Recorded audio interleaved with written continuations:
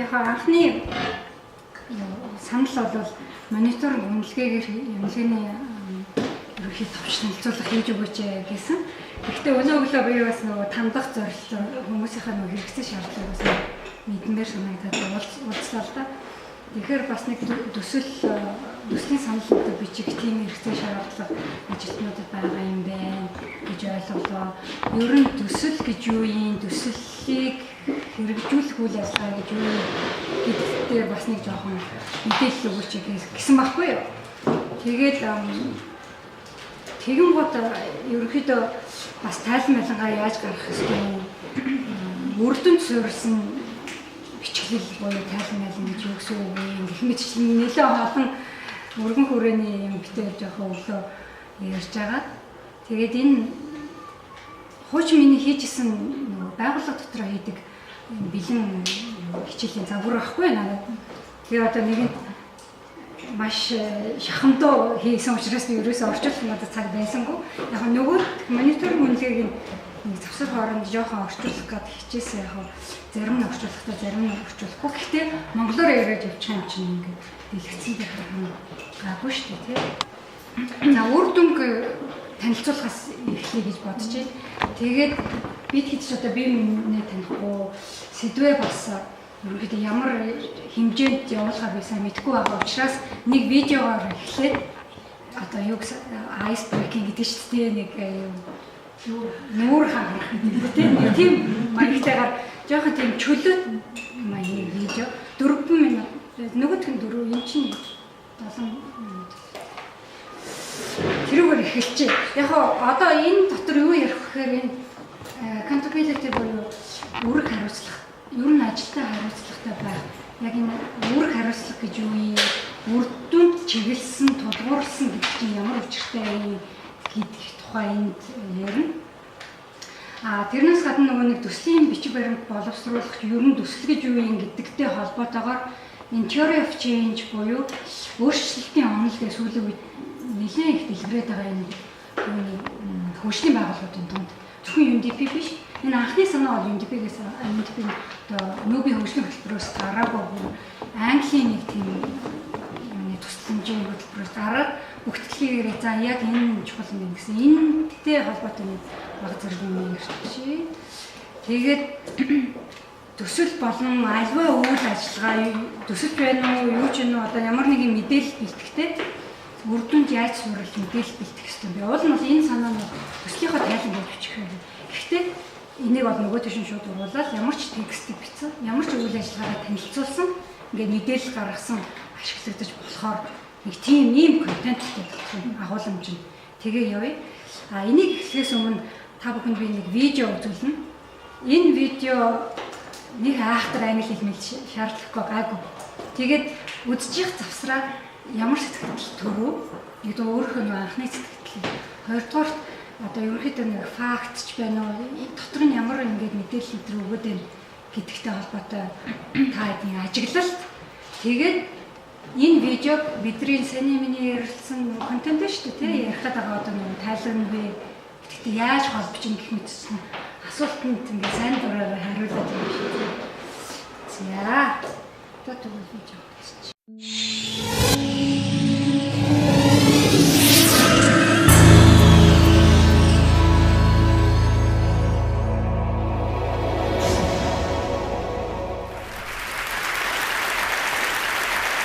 I was only 4 years old when I saw my mother load a washing machine for the very first time in her life.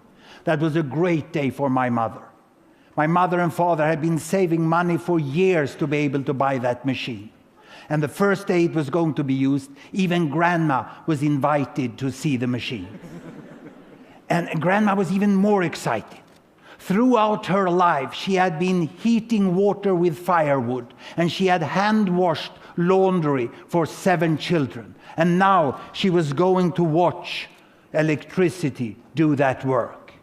My mother carefully opened the door, and she loaded the laundry into the machine, like this. And then when she closed the door, Grandma said, no, let me push the button. And Grandma pushed the button. And she said, "Oh, fantastic. I want to see this. Give me a share. Give me a share. I want to see it." And she sat down in front of the machine and she watched the entire washing program. She was mesmerized. To my grandmother, the washing machine was a miracle. Today, in Sweden and other rich countries, people are using so many different machines. Look, the homes are full of machines. I can't even name them all, you know. And they also, when they want to travel, they use flying machines that can take them to remote destinations. And yet in the world, there are so many people who still heat the water on fire and they cook their food on fire. Sometimes they don't even have enough food. And they live below the poverty line. There are 2 billion fellow human beings who live on less than $2 a day. And the richest people over there, that's 1 billion people, and they live above what I call the airline. Because they have spent more than $80 a day, you know, on their consumption. But this is just 1, 2, 3 billion people. And obviously there are 7 billion people in the world. So there must be 1, 2, 3, 4 billion people more who live in between the poverty line and the airline. They have electricity. But the question is, how many have washing machines? I've done a scrutiny of market data, and I found that indeed the washing machine has penetrated below the airline, and today there's an additional 1 billion people up there who live above the wash line. And they consume for more than $40 per day. So 2 billion have access to washing machine, and the remaining 5 billion, how do they wash? Or to be more precise, how do most of the women in the world wash? Because it remains a hard work for women to wash. They wash like this, by hand. It's a hard, time-consuming labor, which they have to do for hours every week. And sometimes they also have to bring water from far away to do the laundry at home. Or they have to bring the laundry away to a stream far off. And they want the washing machine. They don't want to spend such a large part of their life doing this hard work with so relatively low productivity.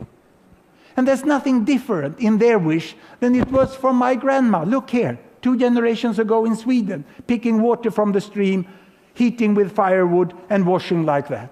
They want the washing machine in exactly the same way. But when I lecture to environmentally concerned students, they tell me, no, everybody in the world cannot have cars and washing machines. How can we tell this woman that she ain't going to have a washing machine?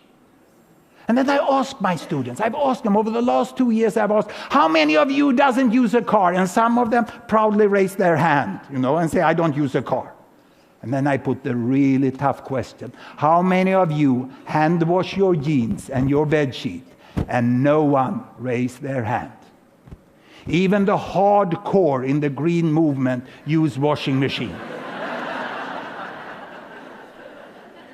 So how come something that everyone uses and they think others will not stop it? What is special with this? I had to do an analysis about the energy use in the world. Here we are. Look here. You see the 7 billion people up there? The air people, the wash people, the bulb people, and the fire people.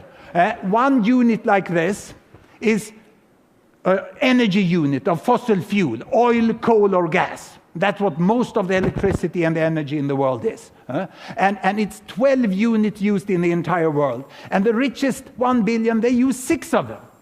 Half of the energy is used by 1/7 of the world population. And these ones who have washing machine, but not the house full of other machines, they use 2.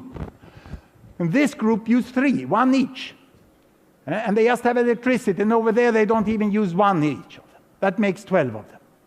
But the main concern for the environmentally interested students, and they are right, is about the future. What are the trends? If we just prolong the trends without any really advanced analysis to 2050, there are 2 things that can increase the energy use. First, population growth. Second, economic growth. Population growth will mainly occur among the poorest people here because they have high child mortality and they have many children per woman, and that you will get 2 extra, but that won't change the energy use very much. What will happen is economic growth. The best off here in the emerging economies I call them the New East. They will jump the airline. Whop, they will say, and they will start to use as much as the Old West are doing already. And these people, they want the washing machine. I told you, they'll go there, and they will double their energy use, and we hope that the poor people will get into the electric light, and they will get two-child family, we'll have a stop in population growth, but the total energy consumption will increase to 22 units. And these 22 units, you know, still the richest people use most of them. So what's needed to be done? Because the risk, the high probability of climate change is real. It's real. Of course, they must be more energy efficient. They must change behavior to some way. They must also start to produce green energy, much more green energy. But until they have the same energy consumption per person, they shouldn't give advice to others what to do and what not to do. Here we can get more green energy all over. This is what we hope may happen. It's a real challenge in the future. But I can assure you that this woman in the favela in Rio, she wants a washing machine. She's very happy about her Minister of Energy that provided electricity to everyone. So happy that she even voted for her, you know. And she became Dilma Rousseff, the president-elect of one of the biggest democracies in the world, you know, moving from Minister of Energy to president. If you have democracy, people will vote for washing machines. They love them. And what's the magic with them? My mother explained the magic with this machine the very, very first day. She said, now, Hans, we have loaded the laundry. The machine will make the work. And now we can go to the library. Because this is the magic. You load the laundry, and what do you get out of the machine? You get books out of the machines. Children's books, and mother got time to read for me. She loved this. I got the ABC. This is why I started my career as professor, when my mother had time to read for me. And she also got books for herself. She managed to study English and learn that as a foreign language. And she read so many novels, so many different novels here, you know. And we really loved this machine. And what we said, my mother and me, thank you, industrialization. Thank you, steel mill. Thank you, power station. And thank you, chemical processing industry that gave us time to read books. Thank you very much.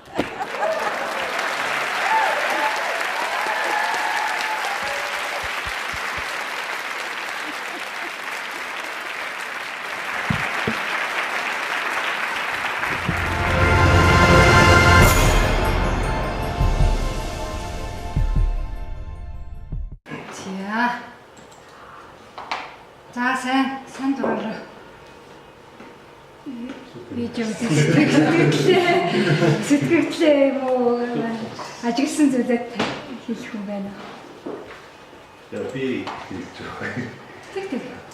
Би нөө сэтгэлээр мөстэй зүйл болсон юм болохоор тэр талаас нь харахад тасаг байна л да. Энэ нөгөө техникийн хөгжил нь өөрөө эрчим хүчний зарцуулалтыг хэсгээд байдаг. Тэгэхээр тэрийг хичнээн грин болоо юу гэдэг байвал нэг хоргоцсон бас нэг ач холбогдол тийм энерги болоо зарцуулсан гэсэн угсаар тэр нь бол төрлийн юу болоод байна л да. Байвал хор орштой болоод байна.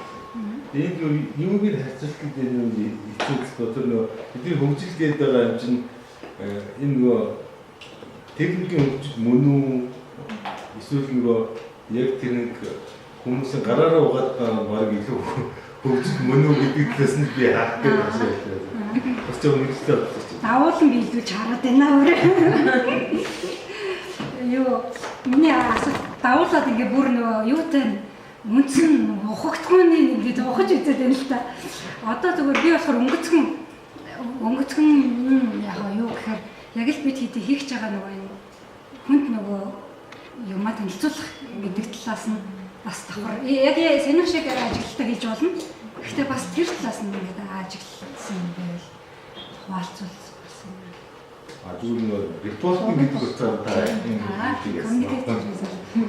тэгэхээр үнэн энэ чинь яг л нөгөө эрчим хүчний зарцуул тэр 7 тэрбум хүн чинь ганцхан тэрбум үнэн л хамаг эрчим хүчийг тэр хүмүүс чинь нисдэг онгоц ашиглаж ийн өөр тэр галтгоондоо ямар олон юу машинтай тий гэтэл чинь тэрний дараа орж байгаа тэр угаалгын машины хүмүүс гэдэг нь хоёр тэрбум бол бас нэг тодорхой хэмжээний тэгэн гутаа дараа чинь зөвхөн гэрэл цэглэхаанаар яасан 4 тэрбум байгаа гэсэн шүү дээ. Тэгээ бүр цэглэхаан байхгүй нэг тэрбум байна. Тэгээ сүүлд нь 50 он болоход бол хүмүүсийн тоо нэмэгдэнэ. Гэхдээ тэр нөгөө цэглэхаангүй хүмүүс бол энергийн эрчим хүчний зарцуулалт бол бага. Тэр нөгөө нэгжээр хэмжих юм бол тал. Гэтэл нөгөө тал бүр ингээ бүтэн мэдээ явчихж байгаа шүү дээ. Тэр тухай ярьсан. За өөр саналаа хэлэх юм уу? Миний болохоор яг үзэж байгаа нь манай тав өөрөө нөгөө сургалт хийдэг болохоор одоо тэр орчнууд бэлтэр бүрээ нэг боддоор нэг машин хийгээд үзүүлээл тэгээд тэр нөгөө нэг үзүүлж байгаа нэг презентацийн өөрөө бас амирын бүтээлчтэй яг тэр тоон үзүүлэлтийг бүр нэг хүний тархинд мартахаар болчих юм үзүүлээд байгаа байхгүй. Тэгээд саяных чинь богинохонд мэдээлэл ингээд амар хүнд шууд юм үрдцтэйгээр хүрчихэж байгаа байхгүй. Бид нар жишээлбэл бүтэн цагийн мэдээлэл хийхдээ энийг бүр хангалттай амар ашиглах боломжтой юм. Яа сэтгэлдгүүл юм гэдэг. Тэгээ энэ нөгөө хаанс нөгөө тайз заслан хүртэл бүр яг тэрнтэй нөгөө холбогдсон. Энэ нөгөө Ханс Рослин гэдэг сая 2-3 сарын өмнө асуурсан нөгөө статистикч хүн байхгүй юу? Тэгээ ер нь бол дэлхийд даяар алдартай яг нөгөө статистикийн мэдээллийг ингэж датаг ингэж хүний нүдэнд ойлгомжтой хэлсэн юм. Тэр шиг харьцуултаа дээр ингээд шинээр орчин дээр өрн билээ нь 2 билийн гүтэхгүй одоо тэр нэг зүйлс байгаа. амар байгаа. Шилжин гүтэй бид нар өрн дээр нэг шилжиж байна. Упс гэж ингээ ороо гэж байгаа гэдэг биднээс одоо хийхээр гидэн тэр хүн юм ингэдэг гэж яриад сонсоод өнгөрч байна. Тэр яг ингээд үзүүлэхээр бүр ингээд амьсгаа тогтчих жоо. Тэр нөгөө $80 $90 гэдэг дөрөвчлээ цаана юм мартагтай байдаг. тий. Ядуурлын шугамыг бол ерөөсөө ахуй амьдралын хэрэглээтэй гэж шууд холбоод өгсөн. хийж байгаа үгүй ч гэсэн horse line, airline гэдэг брейк хайсууд харагдах ингээд амьсгаа тий. Wash people гэдэг хэлээд байгаа. Харин тийм. Environment хүмүүс ярангуут өмнөс нь тааны хэдэн нөгөө гараараа угаалдаг гэж байна. Хэдэн ч байхгүй. Джинс нөгөө гараараа угаадаг. Контраст гараар гараад гэж чаддаг. Контраст тий. Тэгэхээр нөгөө энэ би нөгөө ашиглаж байсан болохоор энэ дата буюу том тэр мэдээлэл яг та хэдийн хэлсэн шиг ингээд яаж хүргэж чинь delivery хүмүүстэй нөгөө танилцуулж байгаа тухай гарсан байгаа л та. Одоо жишээлбэл яг одоо би та хэдийн яг санийхыг давтаад л хэлэх чинь ер нь бол анхныхаа нөгөө суур нөхцөл айгүйх сайн тавьж өгсөн юм уу? Одоо миний хоёр үеийн өмнө миний эмээ хүртэл ингээл одоо нөгөө гараараа угаажсэн шүү дээ. Тэгээд энэ угаалгын машин харангуйтаа ингээл хичнээн байдлаа би тэр товчдорыг дарыг гэж тэгээ суучаад бүтэн циклийг ингээ хараад өнгөрөөгөө ингэж ийн гэдэг чинь суурь айгүй сайн тавьж өгч байгаа байхгүй юу? Нөхцөл байдал анх ямар байсан гэдэг суурь тавьж өгөөд тийм гутаа завсар хооронд нь айгүй хөрхөн процессын нөгөө мэдээллүүдийг оруулж өгчөөд тэгээ хамгийн сүүлд яасан энэний үр дүнд юу гарсан бэ гэсэн чинь хувцас угаа гарсан үр дүн хэлээгүй тийм юу яасан цаг болсон. Тэр цаг нь юунд ашиглагдсан гэдэг ном эрдэм сурахад ингээд ашиглагдсан гэдэг ингээд юмаа ингээд дамжуулахтай аюу сайн ингээд мэдээллийнхаа хувьд ингээд дараал нь ингээд аюу хөөрхөн ингээд гараад ирчихэж байгаа тийм. Тэгчээд delivery буюу одоо ингээд дамжуулахдаа чиний хэлсэн нөгөө ингээд персон одоо нөгөө нэг илтгэлээ тавихтаа ингээд юм маш гоё ингээд нүдэнд харагдцгооц тийм юм үзүүлж байгаа. Тэгээд энэ тодорхой байгаа юм тийм маш тодорхой тийм хинч үзсэн мэрэгжлийн хүн бос хүн харсан чинь ингээд wash people гэх юм угаадаг хүмүүсийн тоонд хэдэн тэрбум хүн байна гэл ингээд хэлэхэд маш тодорхой. Тэгээд богинохон мэдээлэл бол маш богинохон. Энэ одоо манай энэ ерөн чинь одоо маш их нэг мэдээлэл өнгөтөл энэ тэнд маш их мэдээлэл шүү дээ. Тэнд донд чинь богинохон тодорхой.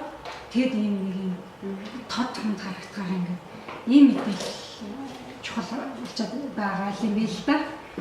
За энийг байх гэсэн. зяа гэж арай энэ нэг оюутай холбоотойгоор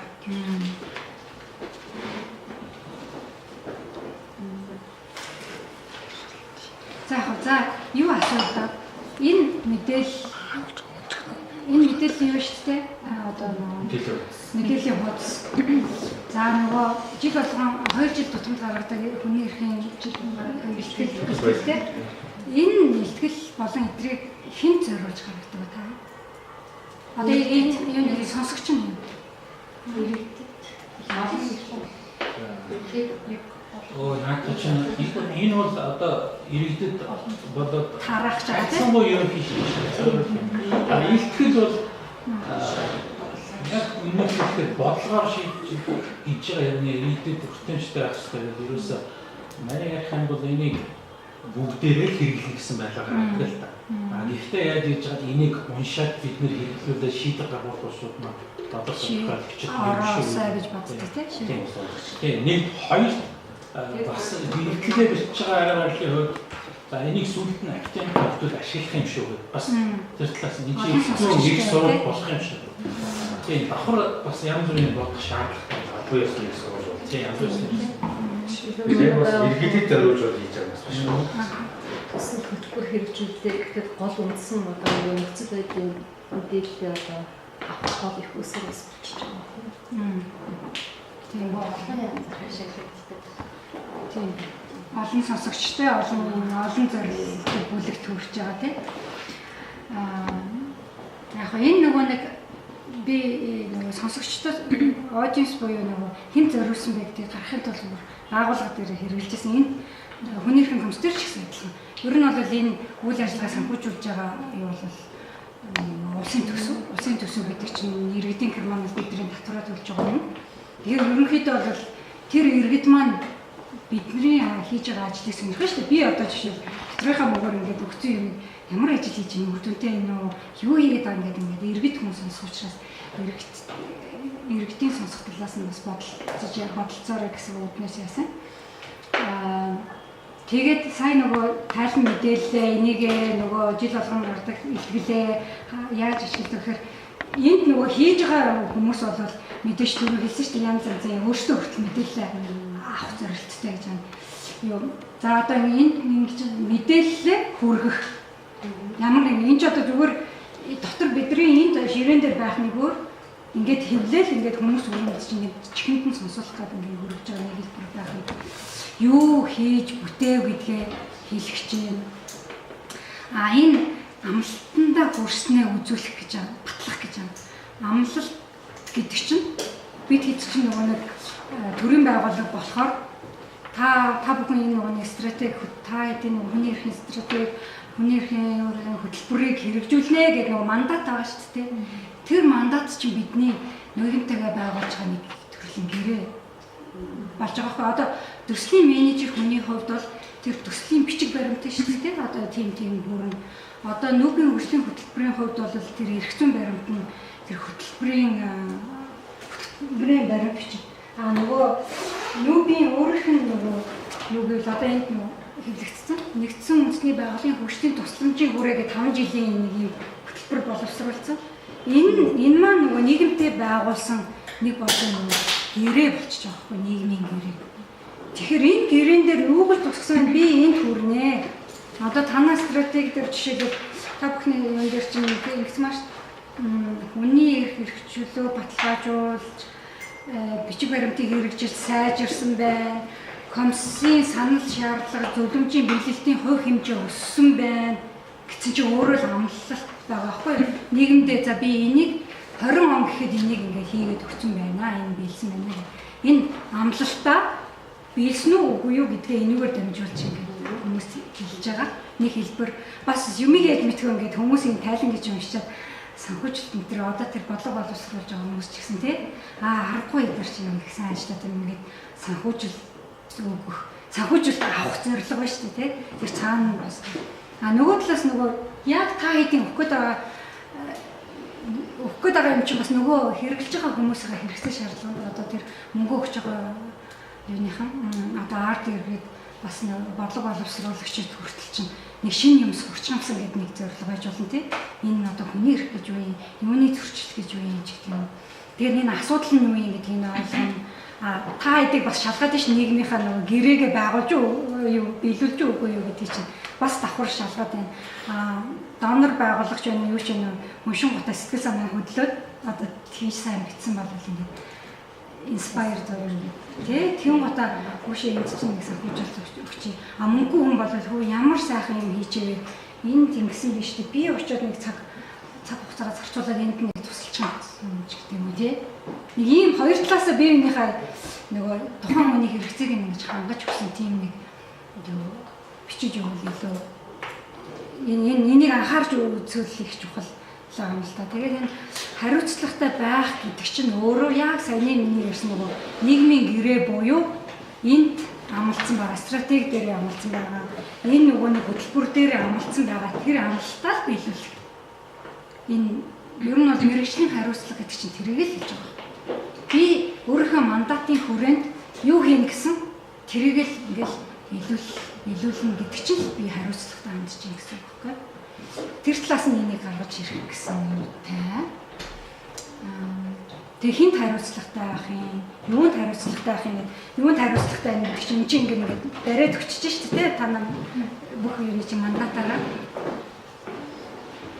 Тэгээд нөгөө ард түмнийхээ өмнө хариуцлагатай улсаарнах. Энэ юм типик хэлцүүд одоо болохоор нэг иймэрхүү юм. За үрдүн чиглэсэн гэхээр юу яах вэ? Үрдүнд суурилсан чиглэсэн гэхээр ямар юм бэ? Ер нь үрдүн гэж юу вэ?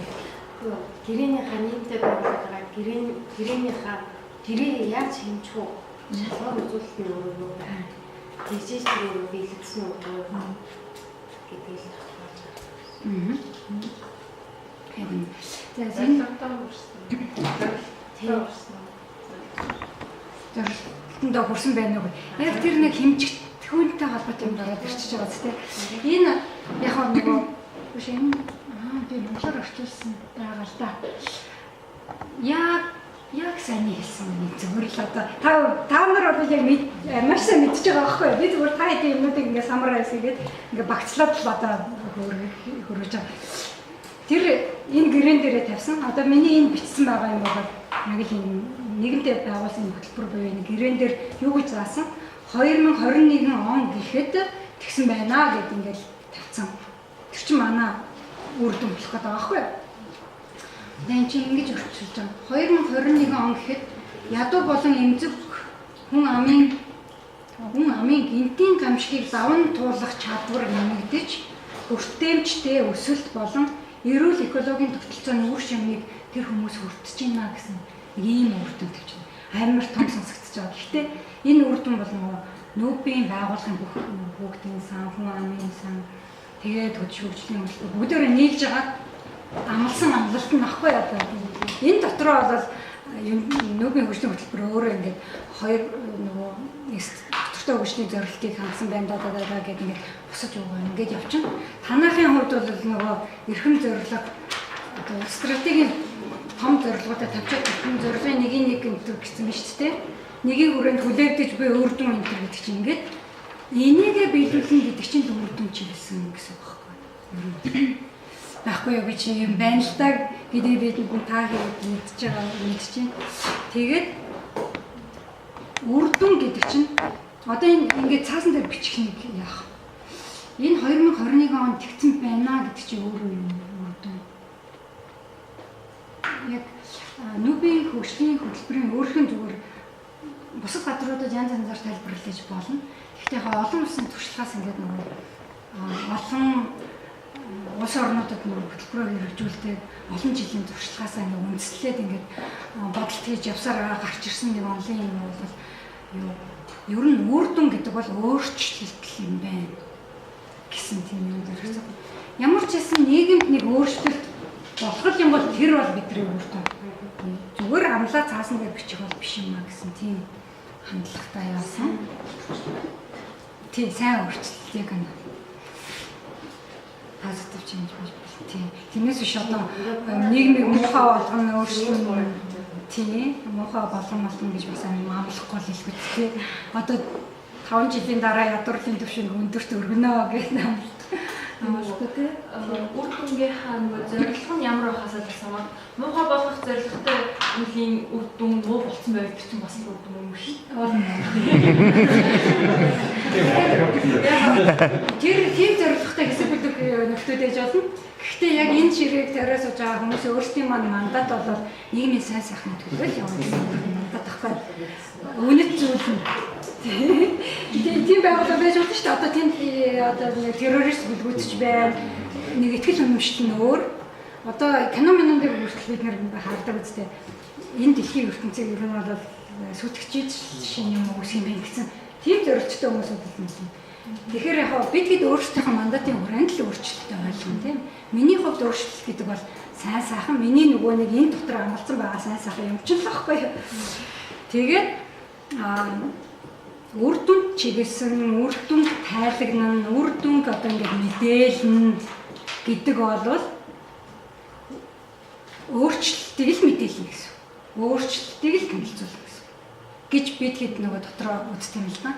Яг төрийн байгууллагуудын нөгөө нэг тайлагнах юм формат нь жоохон өөр. Яг үйл ажиллагаагаа бас тайлагнадаг юм тогтсон туршилт юм уу протокол байгаад байгаа байхгүй. Яг үйлчлэлийн байгууллагуудын хувьд бол энэ өөрчлөлтийг л бид нар мэдээлэх юм байна гэсэн тийм чиг хандлагатай.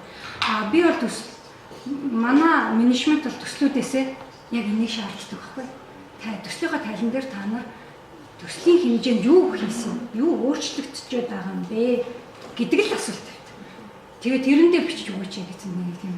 Яг тэгээ хүмүүс нэг арга барилаа өөрчлөх гэж цаг хугацаа хэрэгтэй тийм их байдаг. Ингээд ерөнхийдөө дуусгаад нөгөө тийш гоор. Яг л ийшээ чинь ингээд юу учраас энэ хэсгийг ингээд тайлбарлах дуусгах чинь. Одоо эн чинь яг өөрчлөлт гэж юу вэ? Одоо энэ дотор чинь өөрчлөлтийг чи яаж хэмжих юм? Энэ өөрчлөлт үнэхээр болоод байгаа мó болох байгаа мó? 5 жилийн дараа гинт гарсан чинь нэг өөрчлөлт чинь үнэхээр болсон юм уу? Яаж тэр босон явцыг ингэж өөрчлөлтийг ингэж хянах вэ? Мониторинг хийх вэ? Гэдэг энэ их хайтахан ингэж яач тэ. Энэ цаашгаа би өөр юмнууд явдаг. Гэхдээ энэ бол өөрчлөлт. За юу ч гэсэн мониторинг үнэлгээ гэдэг тухай өөрсдийнхөө ойлголтоос ганцхан юм хийж яг болцож байгаа. Онцгой хүмүүсээс. Юу яг ерөнхий ойлголт. Эсвэл юуных дээр нь хэлсэн ч болно. Одоо танай байгууллага дээр мониторинг үнэлгээ яаж авч байна? Мониторинг гэхээ харьцсан нэг өнгөрчсөн юм гэж анх би ойлгодог байсан. Одоо хамсаарч ирээд бол нөгөө хямдшил судалгаа, хяналт тэмдэглэгээ, мониторинг гэсэн үг хүний арай гэж ойлгож ирсэн юм чинь байна гэсэн л та. Тэгээд одоо болохоор зэрэг ерөөхдөө тодорхой нэг асуудлаа нэг удаа биш ч гэсэн ямар нэгэн байдлаар анх одоо тодорхой зорилготойгоор тодорхой хугацаатайгаар явж байгаа нэг процесс болж надад ойлгохтой.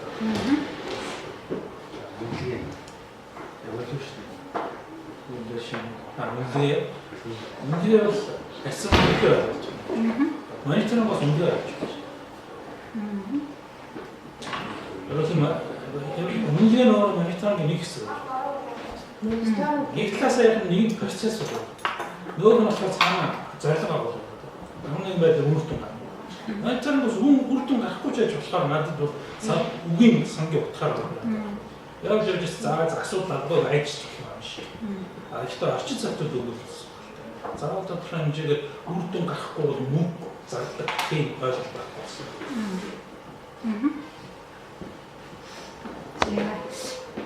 Яг гол нь их зөв. Яг мониторинг гэдэг чинь нэг ингээ үргэлжлээл ингээ явж идэг. Интервалтай ч юм уу. Тийм, интервалтай ч байсан болно. Ингээд одоо тодорхой цаг дээр. Гэхдээ яг ийм тодорхой хугацаанд ингээл үе ингээ ажиглаад ингээ хараа явж идэг. Үнэлгээ нь болохоор тэр тэндээс ирж байгаа бүх мэдээлэлүүд нь шүү дээ. Бүгднийг нийлүүлж байгаа нэг сайхан сууж байгаа ч юм уу одоо ингээ хараад хөндлөнгөөс ялангуяа хөндлөнгийн хүмүүсээр хийлэгдэг. Үнэлгээгээд манай байгууллагын хувьд бол хөндлөнгийн үнэлгээг л үнэлгээ гэж ойлгодог байхгүй. Яг дотоод үнэлгээ байж болно өөрсдөө үнэлгээ. Манай бол тэрийг evaluation гэж нэрлэхгүй өөрөөр нэрлэдэг.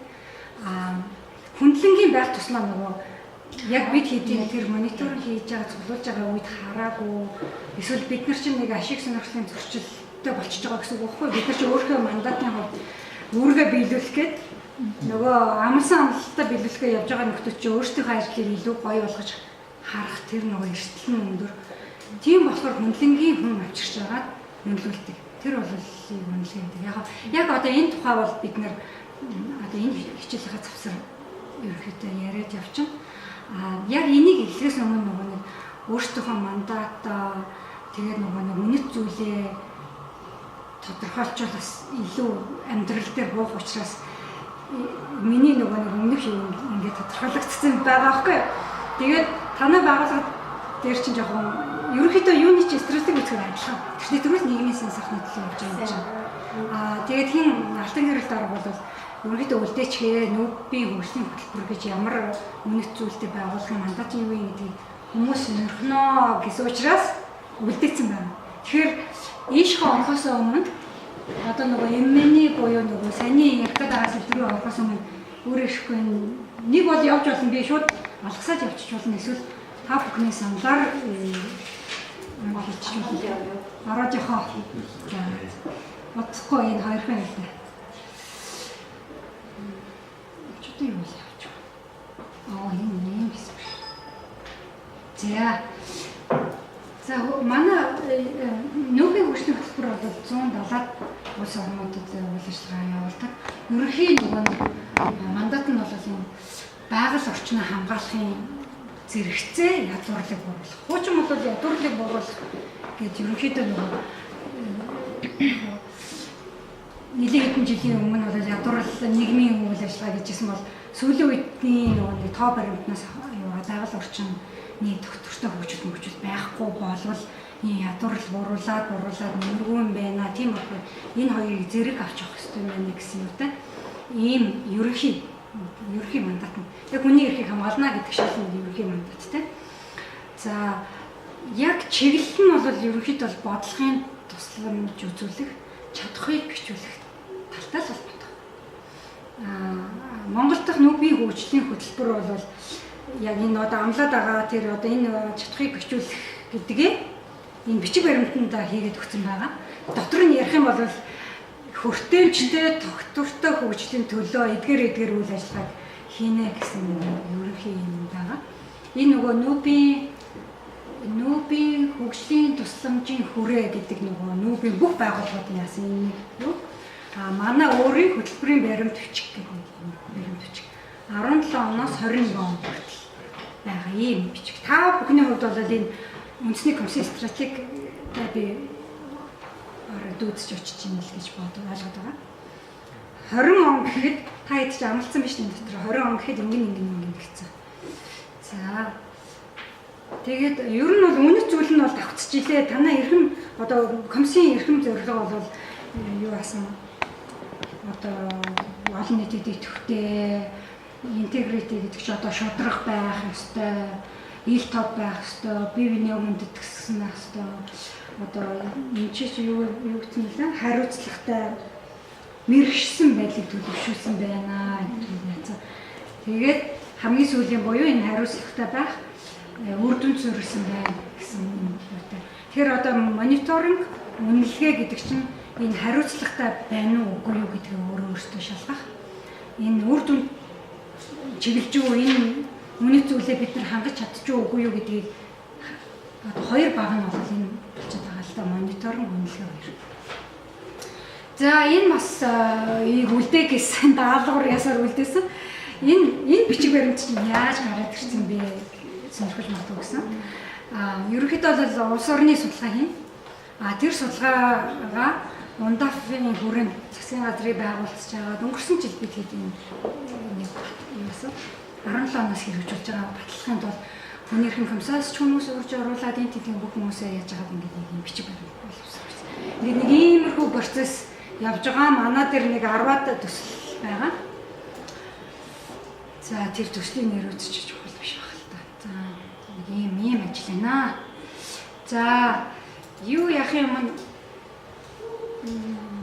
Үрдүнгийн гинжин холбоос гэдэг нэг юм яриад байдаг шүү дээ, тийм. Үрдүн чинь өөрөө зүгээр нэг шууд ингээ гараад ирсэн юм биш. Бас нэг нөлөөллийн хувьд үүссэн. Үрдүнгийн гинжин холбоос results чинь таад ялангуяа нөгөө төслийн бичиг баримт боловсруулах тийм шаардлага байгаа бол одоо төслийн санал энтийн донор байгууллагатай явж бол энэ холбоосыг бас гаргаад өгчүүл зүгээр. Ингээд олон улсын стандарт болоод нэг мөржлийн байгууллагуудад ашиглагддаг юм билэг байгаа байхгүй.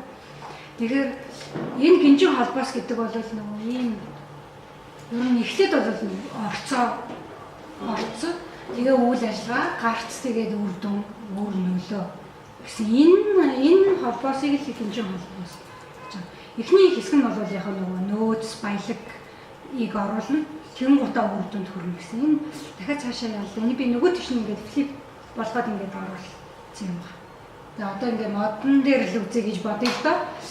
Тэгэх юм бол энэ төрөний хэлсэн нөгөө гинжин холбоотой юм байна шүү дээ. Эйш нь харуулаад тавьсан. За нөгөө орц гэдэг нь тэр одоо за яг үндэс биш болох гэдэг байгаа. Яг л үндэс чи өөрөө нөгөө ингээд гараад юу нүрнээс хий болж байгаа байхгүй тийм. Тэгэхээр орц гэдэг шиг бол энэ хөрсөн дээр ингээд хөрс гэдэг нэг орц юм тийм. Тэрэн дотор үүр гэдэг ингээд хийчихэж байгаа. Тэрний үр дүнд бий болсон юм нь үндэс болоод тэрэн гот ингээд бод болчихж байгаа нэг тиймэрхүү төр зур харагдаад байгаа байхгүй. Яг хөө тэгээд үнцэг заавал үгийн нөгөө юм бол тоглоомч хашин зүгээр өөрөөдөө нэг иймэрхүү. Ерөнхий үр дүн гэдэг чинь одоо энэ бүхлээрээ харагдаж байгаа юм. За одоо хөрөнгө хүч байна.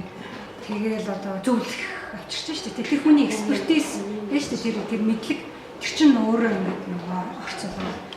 Тооны төхөөрөмж, технологи энэ гэсэн. Тэгэхээр тэр үр дүнгийн гинжин холбооны хамгийн ихнийх нь юм. За тэр гинжин холбооны дараагийнх нь бол нөгөө сургалт, хэлцүүлэг, семинар, ном хэвлэх, одоо энэний хэвлэх, судалгаа хийх, хуулийн төсөл боловсруулах ч гэх юм те. Энэ үйл ажиллагаа нь 20 дугаар шатнд ингээд тэр гинжин холбоонд. Энд ч одоо яхаа юм гэж харагдав. Ой. Тэгэн гот энэ модны мөчөр нь шүү дээ. Одоо мөчөрийн алим одоо нэг энэ гарч байгаа юмнууд ч юм болохоор тэр нөгөө ерөнхийд том алимны модны тэр нөгөө үрдүнгийн зорилт 1, зорилт 2, зорилт 3 гэ таад энэ ч бичсэн байл ч нэг гэмт хэрэгцсэн. Тэднэр маань болчихж байгаа байхгүй. Одоо манай хөгжлийн хөтөлбөрийн өөрийнх нь үрдүнгийн 1-р зорилтын төрийн биемсэн 21 он гэхэд гинтийн гамшигыг даван дуулах чадвартай болсон байна ч гэдэг. Тэр нь нөгөө output. Тэгээ outcome гэдэг чинь тэр том юугаараа нэрлэгтэй явж байгаа. Нэг иймэрхүү яг хөгжлийн байгууллагуудын ерөнхийдөө нэг авч хэрэгжүүлдэг хандлага юм уу одоо стандарт нэг иймэрхүү гинжин холбоон дотор ингэж төлөвлөдөг. Тийм үр дүн ч одоо ингэ сайхан мод орчлаа. Ингээд би энэ нэг яаж тэр үр дүнгээ хэмжих вэ гэдэг дахиад нэг видео үзчихөө. Visualization is right at the heart of my own work too. I teach global health. And I know having the data is not enough. I have to show it in ways people both enjoy and understand. Now, I'm going to try something I've never done before. Animating the data in real space, with a bit of technical assistance from the crew. So, here we go. First, an axis for health. Life expectancy, from 25 years to 75 years. And down here, an axis for wealth, income per person, $400, $4,000, and $40,000. So down here is poor and sick, and up here is rich and healthy. Now, I'm going to show you the world 200 years ago, in 1810.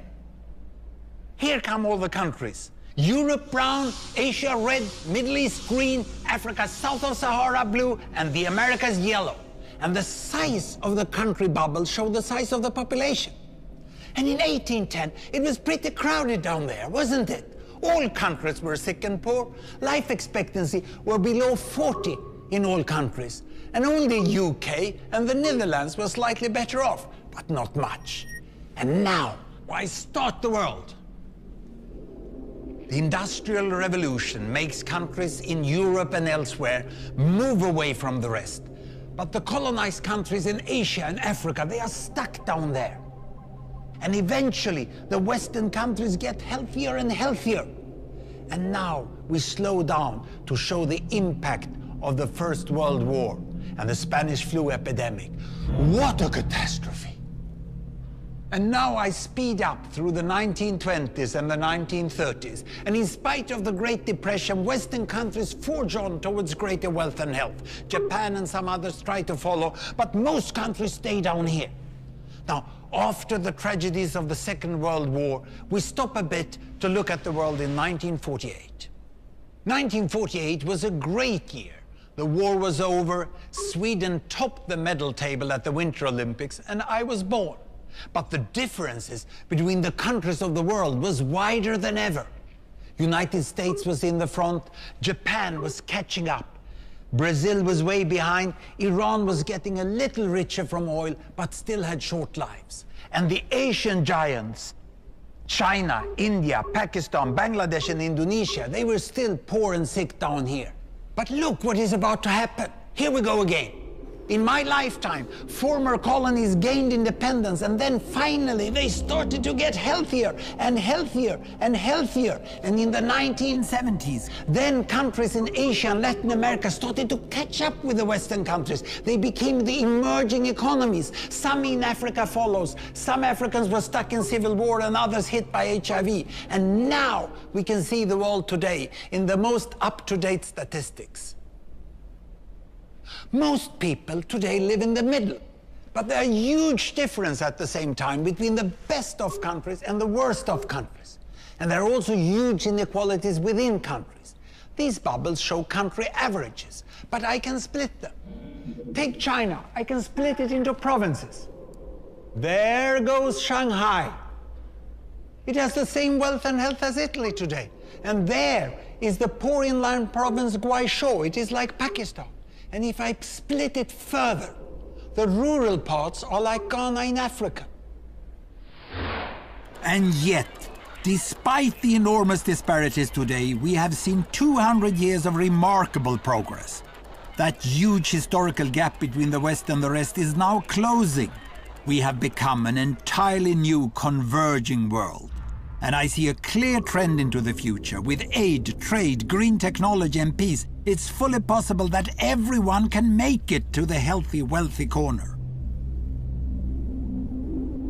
Well, what you just seen in the last few minutes is a story of 200 countries shown over 200 years and beyond. It involved plotting of 120,000 numbers. Pretty neat, huh?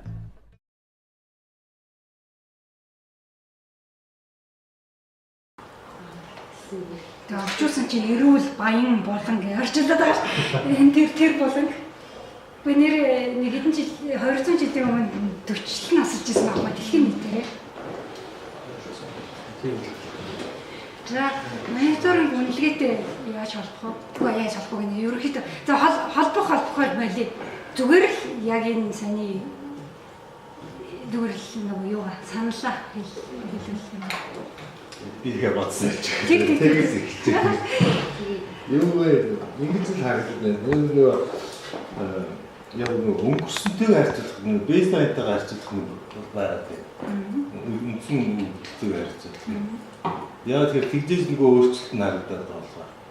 Тэгээд юун дээр нөгөө Чайнаг одоо ингээд хятадыг ингээд дотор нь задлаад хонгоод нэг хэсэг нь ингээд Италид ялгамж нөгөө хэсэг нь Пакистантай бүр зарим хэсэг нь тэр нөгөө ядуу зэн бүр Канадад ялгамж тэр энэ нөгөө Деталя яг тодорхой хэсгээр бас амар онцгой нэг анхаарал гаргаж байгаа.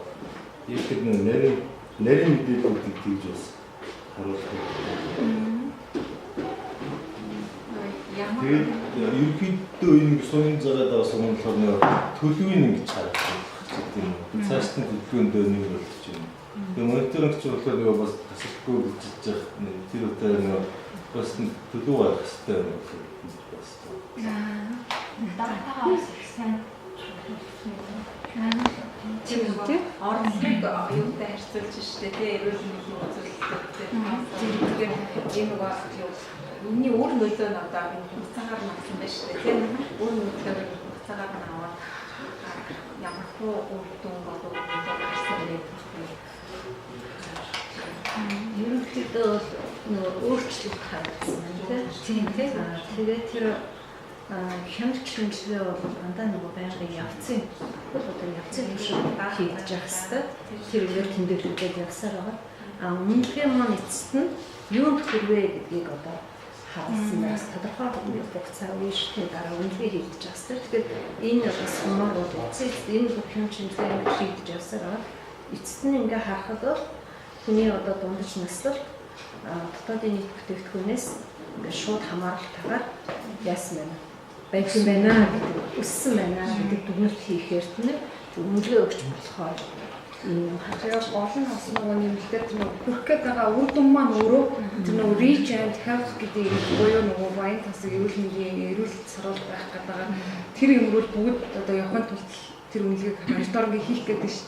Тэр хэцүү нөгөө ингээд олон жилийн тэр дата цуглуулсан мэдээлэл үр дүн бүх улс орнуудыг хэлбэлзэл янз янз явж байгаа ч гэлээ бүгд үр дүн маань тэр сумруугаа чиглэлээр хэлж байгаа. Энэ тэрс бас их юу анализ хийж болохоор байна тийм ээ.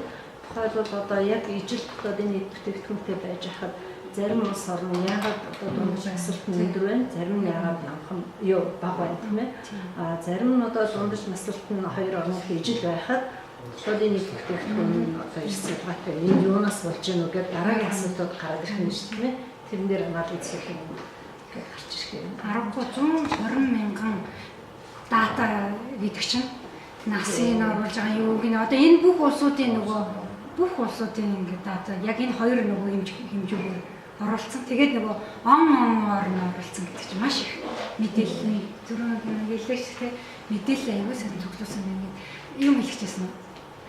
Ер нь бол нөгөө мониторинг гэдэг нөгөө аливаа одоо үйл ажиллагаа ч юм уу тийм өсөлттэй явцал авахгүй ёстой нь халдсан явж байгаа. Тиймүүдээ үнэлгээ нь болохоор тухайн юм хэцсэн юу болчихлоо шүү дээ.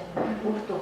Тэгээ өөртөө бас ингэ харахлаа яг ингээд ганцхан улсын хувьд тийм одоо юм масаар өндөр байвч тухайн мужуудын ч юм уу тухайн хэсгүүд нь өөр өөр байдаг байхгүй. Тэгэхээр мониторинг явцас юу болж байгаа вэ гэхээр нөгөө нэг тийм яаж одоо үр дүн гарч байгаа ч гэсэн яаж өөр нөлөөтэй байх гэдэг дээр явсан анализ хийж бодохгүй явж байгаа. Мэдээж асуудалгүй бол ер нь мониторингоо үр нөлөөтэй үнэлгээ нь одоо бодистой үндсэнтэй байхын тулд зөвхөн зорилго хүрх үр дүн хоёр дээрээс хэмжээсээ гаргах шаардлагатай. Нөгөө авч байгаа датагаа яах вэ? Хаанаас эхлэх вэ гэл ингээл явж байгаа. Тэгж ухаж яах юм бол зөндөө их юм байгаа л да. Яг энэ дээр зүгээр яг бүгдөө эхнээс авахлаа хэлсэн тэр дата маш их цуглуулсан байна. Хэрвээ энэ дата байгаагүй байсан бол энэ хүн ингэж одоо эн чинь үнэлээд хамгийн сүүлд ингээд үнэлэхэд энд хүчжээ гэдэг үнэлжлээ шүү дээ. Энд үнэлтийг гаргаж чадахгүй шүү дээ. Энэ дата байгаа бол тийм. Тэгэхээр энэ олон жилийн 200 жилийн дата ямар ч хэсэн байсан байх тийм. Тэгэхээр тэр нь бол тэр тэгээд монитор яваад исэн байх нь шүү дээ. Энэ хүнч байна уу? Тэр тухайн энэ чинь улс орны нөгөө төвшин арай өндөр болохоор улс орн бүр одоо энэ дээр гарч байгаа хүн болгоны тоон байгаад ахна шүү дээ. Тэгэхээр тэр болгоныг юу гэсэн бэ? Яг энүүгээр ингээд тоогоо хадгалаад ингээд жил болгоо ингээд бичээд яваад гэсэн биш. Энэ заавал ийм олон жилээр байх шалтгаан. Энэ ингээд 5 жилийн төлөвлөгөө яаж биелж вэ гэдгийг анх бид нар эхлэхдээ эндээс эхэлсэн. Одоо нэг баг ингээд өсөд байна гэд 5 жилийн нэг ийм хөдөлгөөнийг харуулсан ч ер нь бол хөдөлгөөн л байх гэдэг байгаа шүү дээ. Өөрчлөлт буюу хөдөлгөөн. Анх байснаасаа нэг өөрчлөлтөд ингээд сайжирсан байна, нэмэгдсэн байна гэсэн чинь яг л ийм нэг хөдөлгөөн үзүүлэх ёстой. Тэр хөдөлгөөнөө одоо 2020 онд харахын тулд одоо бараг л ингээд харахын тулд дата хэрэгтэй байгаа байхгүй мониторинг хийж болно.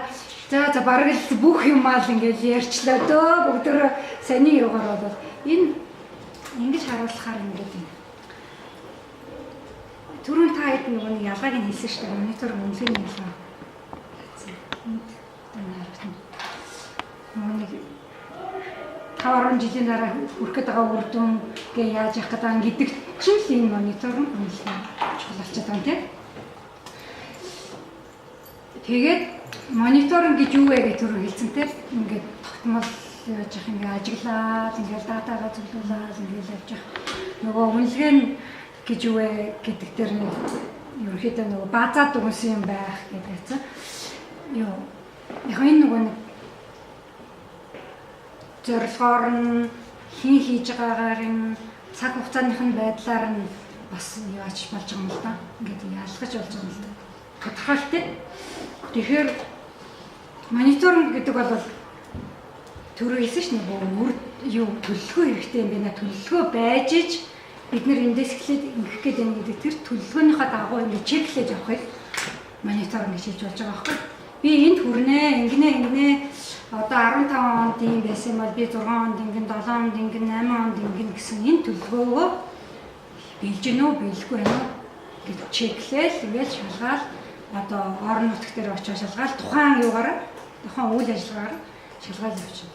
Ихэвчлэн би түрүү хэлсэн нөгөө дотоодынхаас юм ажилчид өөрсдөө хийждэг. Одоо би очиод ч юм уу эсвэл үнэлгээний хилцсэн маань очиод ч юм уу судалгаа ч юм уу интервью ч юм уу нэг юмар ингэ хэмждэг. Энэ бол мониторинг. Байн хийгдчихдэг нөгөө процесс гэдэг чинь өөрөө мониторинг. Мониторинг чинь бас нэг юм нэг форматтай байдаг аахгүй өөртөө ингээд баталсан. Хин дураараа авчвал өөрхөө нөгөө нэг толгой дээр байгаа юмараа хэмжиж байгаа ш. Олоолаа яж за энэ чинь энэгээр л хэмжээ. Ерөөсөө л ингэж хэмжээ. Шугам ашиглаж хэмжээ. Эсвэл литрийн сав ашиглаж хэмжээ гэдэгтэй адилхан байхгүй тий. Энэ сургалтанд суусан хүний тоогоор нь хэмжчихье гэд нэг хэсэг бүлэг хүмүүс хэлж байна тий. Нөгөөх нь хүмүүсийнхээ мэдлэгийг шалгаад ингээ хэмжээ ч гэдэг юм тий. Нөгөө хэмжүүрээс тогтмол хэмжүү байх хэрэгтэй гэдгээр юм байна. За өмнө нь байгаа категори байх хэрэгтэй буюу нөгөө индикаторууд ч орж ирэх хэрэгтэй юм чинь. Ерөнхийдөө мониторингийн хамрах үрээ бол хөвчлэн нөгөө үйл ажиллагаа тэр гинжин мөрөлийн үйл ажиллагаа тэгээд анхан шатны үр дүнтэй холбоотой хэрэгтэй. Бүр багцаар нь биш. Үнэлгээ бол яг эсрэгээр нь удаан хугацааны хэрэгтэй. Одоо үнэлгээ бол нөгөө төлөвлөгөөнөөс гадуур ч юм гарсан байх боломжтой байхгүй. Одоо баахан ингээл төлөвлөлөө ийм ажиллагаа хийж идэл чинь сайн ч нөлөө үзүүлсэн байж болно тий тэр сургалт юм. Эсвэл бас ингээд бас нэг сайд эффект нөгөө нэг юм юу гараад тодорхой хүмүүсийн эрхээ зөрчсөн ч байх юм билүү тий мэдэхгүй. Тийм учраас хүндлэнгийн хүн очоод энэс ч болоод ингэсэн гэдэг энэ хүмүүс онцлоод нь штэ гэдэг ч юм ингээд ийм тэрийг болоод яадаг дүн тавьдаг ерөөхдөө бол ингээ сайн муу энэ төр гэсэн нэг юм шүү дээ сайн муу юм дүн тавьдаг процесс. Тэгээ хүндлэн байх тусмаасаа тэр төсөл хөтөлбөр ч юм уу эсвэл одоо энэ танай стратеги яг дунд хугацаанд нэг үнэлээд за үнэхээр ингээд чадчих болж байна уу манайгаар явах юм бол окей юм уу биш юм. Тэгээд төсөлт нь хөвчлэн манай төслүүдийн хувьд дунд хугацааны үнэлгээ төсөлтний хаалтна гэж байдаг. Тэгээд ерөнхийдөө л нөгөө нэг үнэлэх формат ч буюу юу нь бол чөлөөтэй нээлттэй. Одоо интервьюгээр авсан болон тэр тоомоо гэхгүйгээр тэр үнэлээч өөрөө тодорхойлоод нэг гараад ирчихсэн юм.